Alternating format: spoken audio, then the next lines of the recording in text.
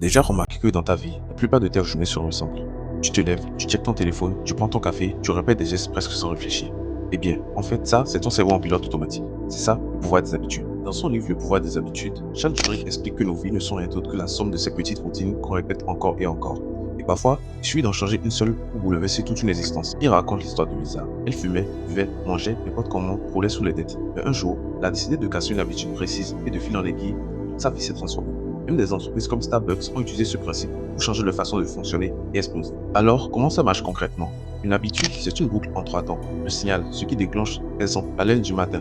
La routine, l'action que tu fais sans réfléchir, genre te brosser les dents. La récompense, la raison qui te pousse à continuer. Ici, la sensation de fraîcheur.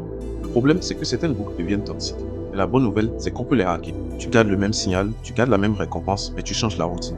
Et à force de répétition, ton cerveau adopte la nouvelle habitude. Si tu réfléchis bien, ça veut dire que tu n'as pas besoin de tout changer dans ta vie pour avancer. Tu commences par une seule habitude clé, tu laisses l'effet domino faire le reste. Moi perso, ce livre m'a fait comprendre que mes journées ne sont pas que le fruit de ma volonté. Elles sont construites par les habitudes que j'ai mises en place. Et la bonne nouvelle, c'est que les habitudes, ça se construit. Alors voilà, si tu veux changer ta vie, commence pas par chercher un grand plan. Change une habitude, une seule, et regarde ce qui se passe.